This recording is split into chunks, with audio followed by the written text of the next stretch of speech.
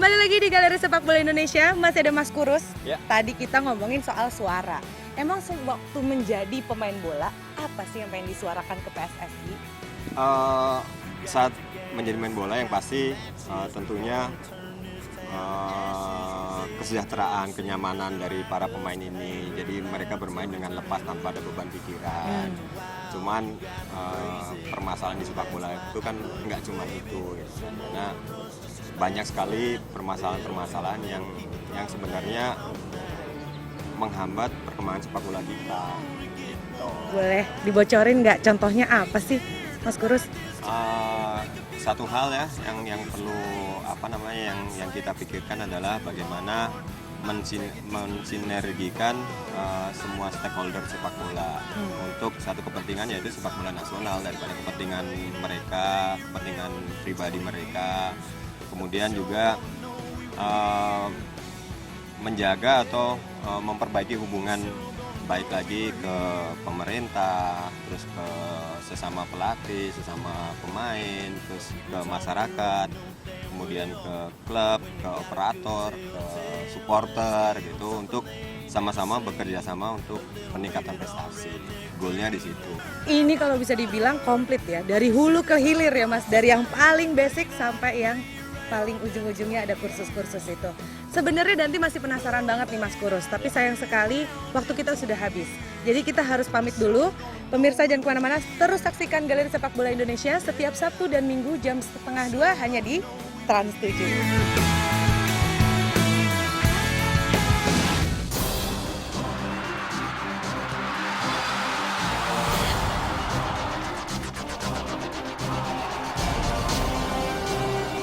Sepak bola Indonesia tercoreng. Sekian tahun lamanya, negara ini ibarat hunian bebas aturan bagi legiun asing. Merumput di bumi pertiwi, warga negara asing seakan bebas kantongi dokumen sebagai syarat mutlak mengais rezeki. Orang asing manapun ketika masuk Indonesia dan bekerja, izinnya harus khusus. Mayoritas pemain dan pelatih di gelaran Torabika Soccer Championship tidak memiliki kartu izin tinggal sementara atau KITAS. Fakta ini tentu melabrak aturan ketenagakerjaan.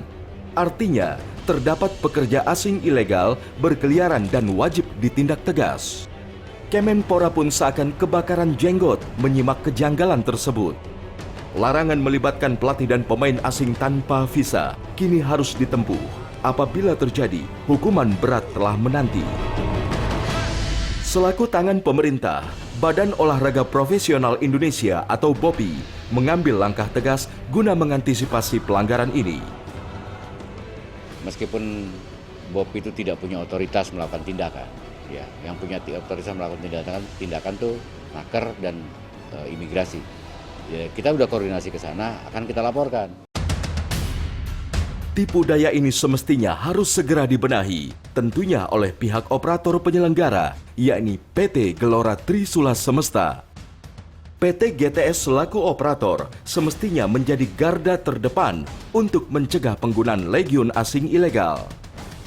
BOPI dan PT GTS seharusnya juga bersinergi guna mempercepat proses tersebut, bukan justru saling menyalahkan. Ketika kita menandatangani MOU bersama, kita bekerja sama dengan baik. Itu saja intinya. Jadi terutama area-area yang bersinggungan dengan kenegaraan, itu keimigrasian, keamanan, perizinan, dan hal-hal semacam itu. PT GTS sepertinya juga menyimpan keluhan terkait lambatnya birokrasi di negara ini. Apapun peraturan kenegaraan yang berkaitan dengan kenegaraan, kita sangat berusaha dan akan mentaatinya dengan baik gitu. Ini kita kejar-kejaran dengan waktu. Ada yang membutuhkan prosesnya dengan cepat, ada yang membutuhkan prosesnya sangat lambat. Seperti kita juga tahu sendiri proses administrasi di negara kita, ada yang beberapa membutuhkan proses cepat, ada juga membutuhkan proses lambat. Sangat disesalkan, kasus ini rupanya menghinggapi berbagai cabang olahraga di tanah air, mulai dari visa, KITAS, hingga dokumen-dokumen pendukung lainnya gagal dipenuhi oleh para pekerja asing.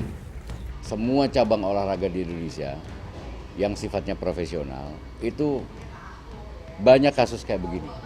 Gitu. Kita nemuin di tinju kayak di MMA kayak di apa, banyak kita temuin kayak begini, dan memang warning buat petugas imigrasi dan atau Kementerian Tenaga Kerja untuk bagaimana bisa memantau hal semacam ini. Sejauh ini, 81 pemain dan pelatih asing silih berganti hiasi turnamen garapan PT Gelora Trisula Semesta. Tentu saja, fakta tersebut sangat menyedihkan, mengingat negara telah dirugikan sekian lama. Temuan lain justru lebih memprihatinkan. Euforia tim nasional Indonesia kala menggasak Malaysia ternoda akibat nihilnya izin kerja dari kepala pelatih skuad Garuda, Alfred Riedel. Tidak hanya Riedel, dua asistennya yaitu Wolfgang Pikal dan Hans-Peter Skeller juga abai terhadap kelengkapan dokumen kerja di tanah air.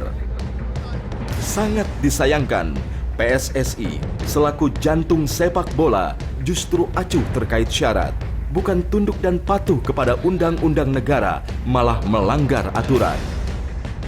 Sebagai cambuk, PSSI tentu mencoreng wajahnya sendiri.